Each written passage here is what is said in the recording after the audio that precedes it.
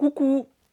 Ça fait longtemps, et même si j'ai 2-3 trucs à vous dire, je les dirai en fin de vidéo, comme ça ceux qui sont là vraiment pour la création de perso de Dragonbane, ils vont pas attendre plus longtemps. Je vous laisse avec la créa.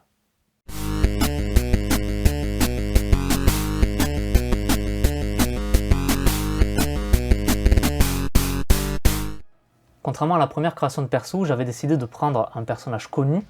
J'avais fait Oberyn de Game of Thrones sous le système Forbidden Lands. Là, je ne peux pas vraiment parce qu'en fait, une grande partie de la création dans Dragonbane se fait avec de l'aléatoire. Et du coup, c'est difficile d'essayer de donner un axe précis à un personnage. Et j'aimerais donc vous montrer entièrement comment se fait une création telle qu'elle est prévue. Alors, créer votre personnage. On va commencer par choisir ou déterminer aléatoirement votre famille. Quand j'ai des choix, je vais les faire. Ici, je vais partir sur un nain. Famille, donc, on va faire un nain. Une fois qu'on a choisi notre famille, on peut, d'ailleurs, c'est marqué ici, la famille, on peut la tirer au dé si on le souhaite.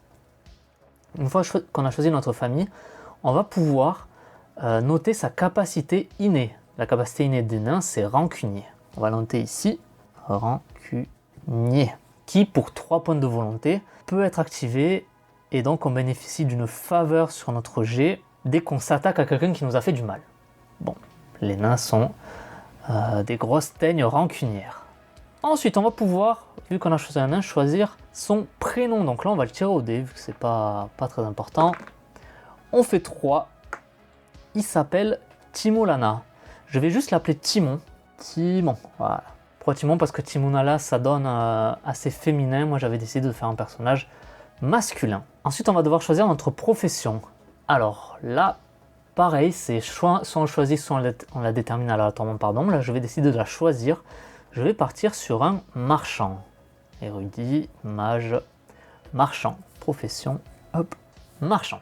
On reviendra après sur cette page, du coup, pas pour les surnoms, mais surtout pour l'équipement.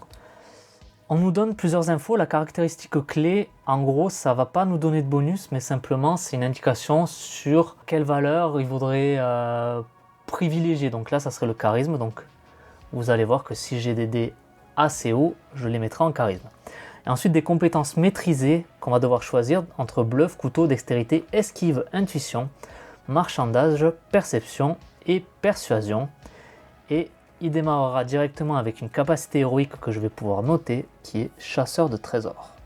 Je mets des petites astérix sur les capacités parce que généralement je les réécris derrière et là je les développe, j'explique ce que c'est lorsque je fais des pré-tirés. On reviendra un peu plus tard ici. Maintenant on va déterminer notre âge. Bon, l'âge, on va pas se compliquer la vie, on va choisir adulte. Pourquoi? Parce que lorsqu'on est jeune, on va gagner en agilité et en constitution, et lorsqu'on est vieux, on va perdre en force, en agilité et en constitution, mais on va gagner en intelligence et volonté, et on aura plus de compétences maîtrisées. Là, on va rester sur un adulte. La 5e étape, c'était choisissez ou déterminez aléatoirement votre nom, je l'ai déjà fait. Et maintenant, on va faire les caractéristiques. Comment ça se passe les caractéristiques dans Dragonbane? On en a 6 qui sont force, constitution, agilité, intelligence, volonté et charisme. On va, pour ce faire, jeter 4 des 6. Et on va garder donc à chaque fois les 3 meilleurs. Donc à chaque fois, ça va nous donner, par exemple, je fais un exemple là qui ne va pas compter, j'enlève le 1. Et là, je vais garder donc 11. Une caractéristique donc peut aller entre 3 et 18. Là, je fais 11, donc c'est moyen. Et lorsque je jette une caractéristique au dé, je vais choisir sur laquelle je décide de mettre cette valeur de 11. Une fois qu'elle est prise, je ne pourrai plus mettre d'autres valeurs, donc il va falloir faire des premiers choix à la création de personnage. Et simplement à la fin, lorsque j'aurai déterminé mes 6 caractéristiques, là je vais pouvoir en inverser 2. Donc on va commencer. Aïe aïe aïe, 9. Un marchand. De quoi il n'aurait pas trop besoin le marchand? Je pense le marchand, là on va partir au crayon. L'agilité, on va lui mettre à 9. Je suis pas trop sûr qu'un marchand ait beaucoup besoin d'agilité. Un peu mieux, 13. 13. 13, je vais le mettre sur l'intelligence. Décidément. Hop.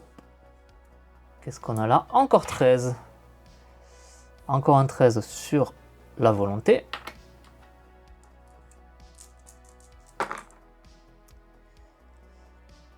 14 cette fois. Écoutez, je vais mettre 14 sur le charisme. C'est quand même pas mal.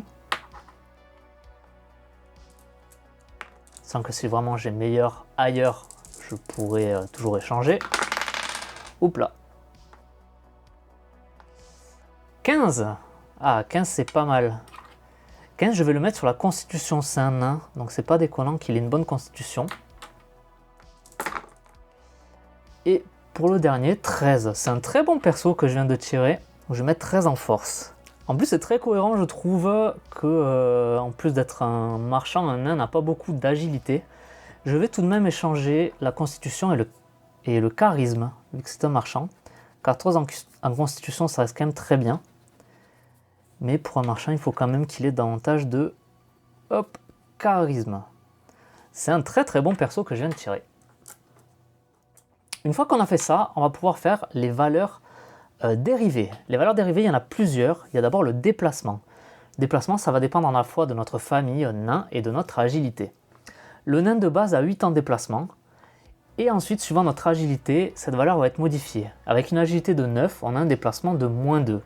Donc 8 - 2, en déplacement, on va noter 6, que je vais pouvoir mettre au stylo, parce que cette valeur pour l'instant ne bougera pas, 6.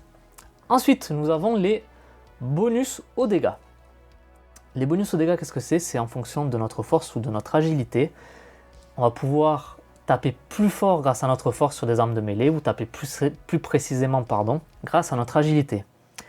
Vu qu'on a 13 en force, on a un bonus de plus 1 des 4. C'est les dégâts que nous rajouterons lors de nos attaques en mêlée.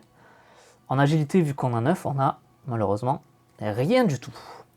Ensuite, nous allons avoir nos points de santé. Nos points de santé qui vont simplement correspondre à notre constitution. Donc nous commençons avec 14. Non, point de santé c'est ici. 14. Ce que j'aime bien faire, c'est que je vais barrer ceci. Parce que vu que c'est des pré-tirés, ils pourront pas augmenter leur... avoir des capacités héroïques pour augmenter leur santé. Et après, rien n'empêchera ce joueur de créer son propre personnage. Donc là, je suis à 14. Les points de volonté, c'est le même principe, sauf que cette fois, ça dépend de la volonté. Je suis à 13. La volonté qui va... Oula, il est pas beau ce 13. La volonté qui va servir à résister à la peur et également à utiliser les capacités héroïques, voire la magie. Ensuite, nous avons les compétences. Alors, nous avons toute une liste de compétences qui se trouve ici, qui sont les compétences générales et les compétences d'armes. Au début, suivant notre âge, on va en maîtriser plus ou moins.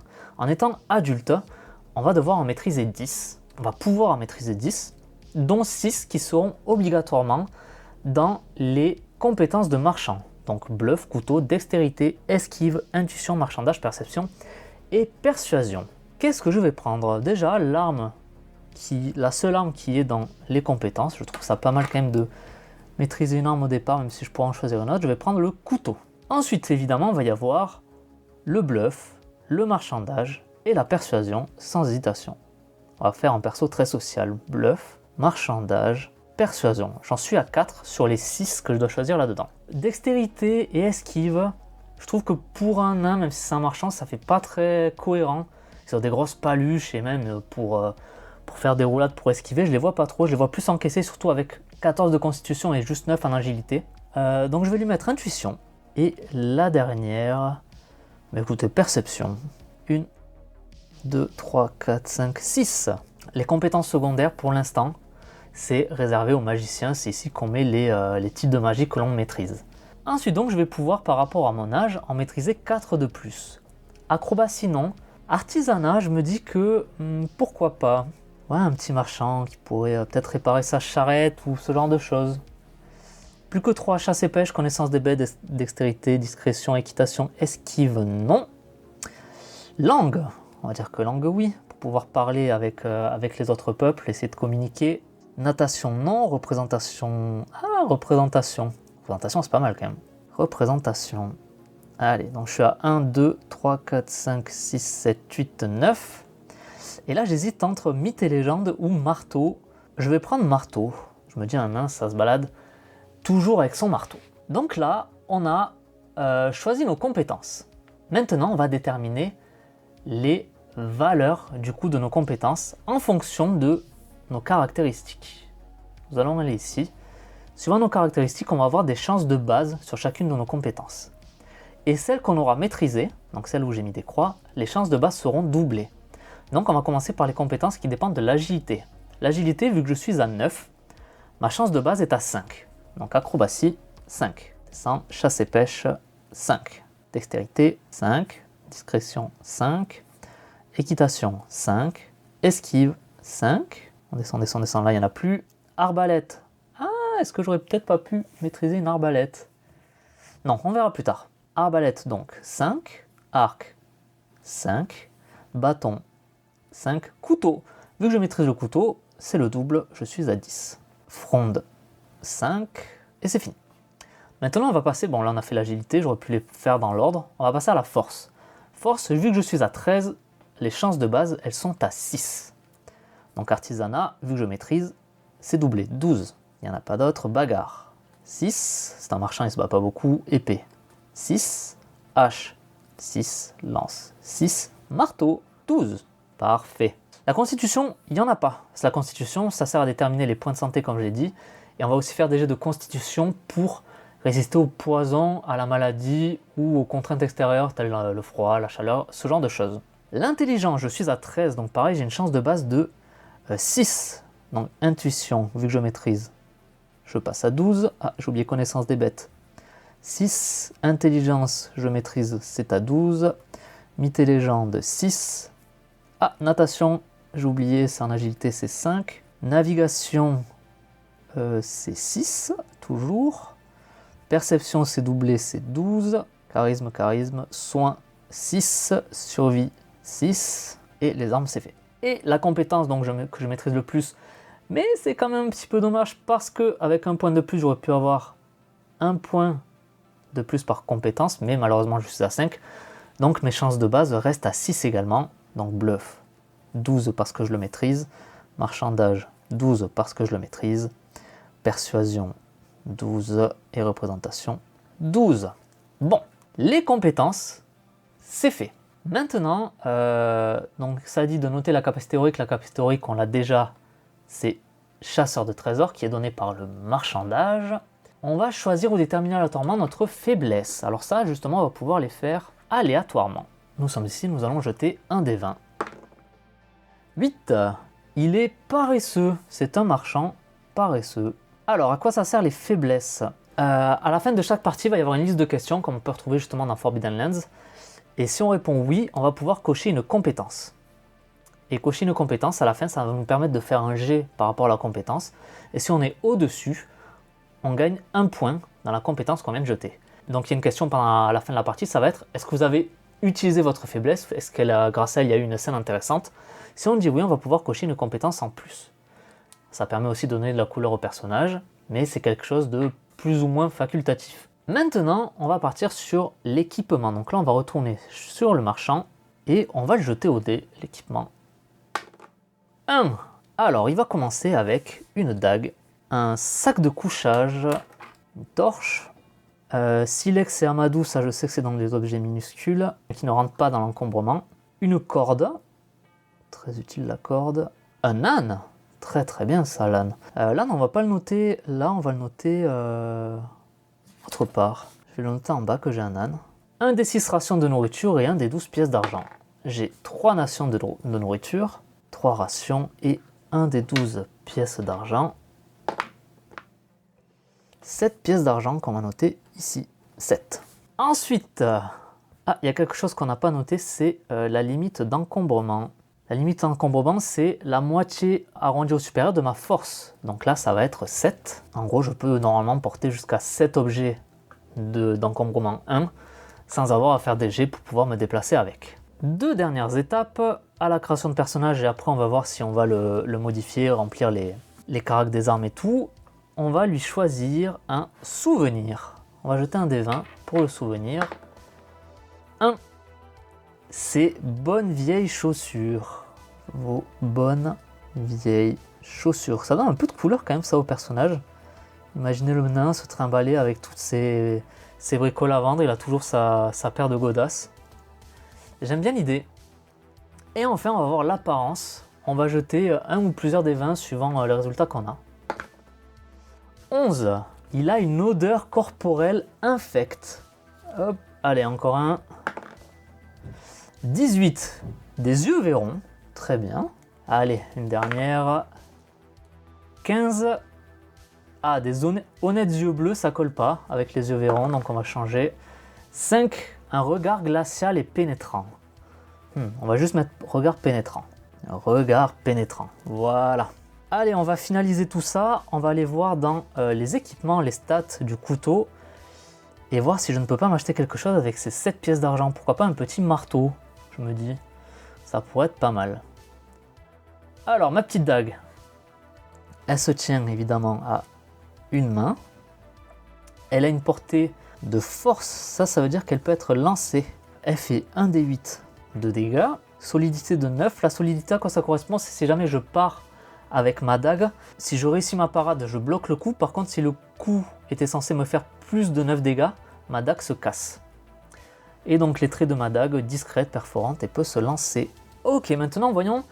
Est-ce qu'il y a des marteaux? Ouais, ça coûte cher les marteaux, ça coûte des PO.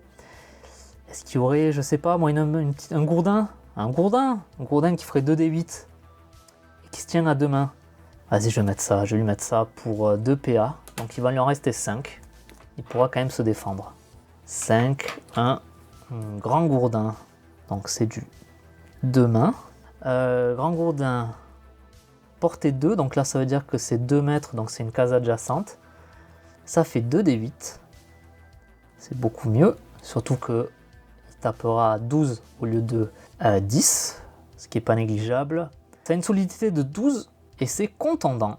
Et ben voilà, je pense qu'on est plutôt pas mal. Là, il me restera juste derrière à noter les 2 capacités rancunier et chasseur de trésors pour que le joueur puisse l'utiliser convenablement. Et je pense que c'est fini. Donc voilà, on se retrouve face caméra. Et donc voilà notre Timon, notre nain marchand, que je vais introduire donc dans ma campagne de Dragonbane samedi. Ça, c'est la première chose dont je voulais vous parler, c'est que je vais bientôt faire une vidéo plus détaillée du coup sur ma préparation de campagne de Dragonbane, et je vais un peu revenir sur ce que j'ai dit dans mon retour de lecture, c'est-à-dire que j'ai été moins emballé finalement lors de ma préparation par la campagne de Dragonbane, mais en quelques petits trucs, j'ai pu changer des choses que je vous expliquais donc dans la vidéo que je ferai prochainement, mais qui du coup m'ont fait revoir un peu à la hausse mon jugement que j'avais eu sur Forbidden Lands. J'avais dit dans ma précédente vidéo que pour moi Dragonbane gommait la plupart des défauts de Forbidden Lands, et finalement j'en suis un peu revenu parce que j'ai découvert entre guillemets le plaisir de préparer une campagne d'exploration qu'on appelle un X-Crawl. Et pour ça, je me suis basé sur 3 bouquins que je trouve excellents, qui sont ici, qui sont Macchiato Monster. C'est un jeu à part entière, mais dedans il y a des tables aléatoires qui sont absolument fascinantes et qui facilitent le jeu bac à sable, entre guillemets, parce qu'effectivement la campagne que je veux faire de Dragonbane, c'est du bac à sable. Impitoyable bourgade de Acritarche pour la création et les périples en ville, et En terre sauvage du même auteur d'Acritarche aussi, pour cette fois l'exploration en pleine nature. Et ces bouquins vont beaucoup m'aider et m'ont beaucoup aidé du coup pour la préparation de la campagne. Je sais pas si je reviendrai en détail sur les bouquins, ils le méritent, mais je sais que par exemple Samuel Zitterman en a beaucoup parlé. Je verrai si jamais j'ai la foi, j'ai le temps d'en parler. Autre chose aussi, du coup, par rapport au temps, j'ai pas fait beaucoup de vidéos cet été pour 2 raisons. Déjà, la première, c'est qu'il faisait très chaud. Donc c'est pour ça que j'ai pu faire que des shorts pour faire le RPGED. Parce que passer plus de 5 minutes dans cette pièce-là sans ventilateur, c'est pas possible. Là, ça va mieux, il fait un peu plus frais. Donc je peux me permettre de tourner devant ma caméra un peu plus longtemps. Et seconde chose, c'est que au début de l'été, j'ai quitté mon association de jeux de rôle pour en créer une nouvelle. Avec ma copine, on a décidé de monter une asso de jeux de plateau et jeux de rôle. Et du coup, ça m'a pris beaucoup de temps parce qu'on a dû faire tout ce qui est administratif, chercher une salle, faire les designs et tout. C'est pas un boulot qui m'a déplu, mais effectivement, c'est quelque chose qui prenait du temps. Et j'ai préféré consacrer mon été, le temps libre que j'avais cet été à ça, plutôt qu'entre guillemets à la chaîne YouTube. Surtout que j'ai eu avec ce changement d'assaut une pause niveau JDR au début de l'été, mais que j'ai repris du coup maintenant et du coup je vais pouvoir refaire des vidéos. J'ai notamment lancé donc la campagne de Dragonbane, j'ai pu jouer à Alien, j'ai pu jouer à Notes.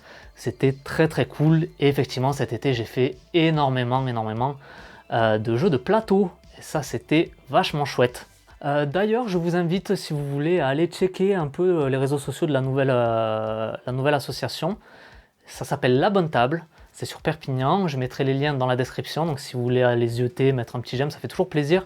J'ai aussi mis un Discord sur lequel je suis actif, donc si vous voulez venir discuter, c'est avec plaisir. Ben voilà, je pense que c'est à peu près tout. Donc j'espère que cette vidéo, comme d'habitude, vous sera utile. Je vais essayer de me souvenir de la formule, c'est mettez un j'aime si ça vous a plu. Non, n'hésitez pas à mettre un j'aime si ça vous a plu, à commenter si vous avez des trucs à dire et à vous abonner si c'est pas fait. C'était Cyril. Tchuss!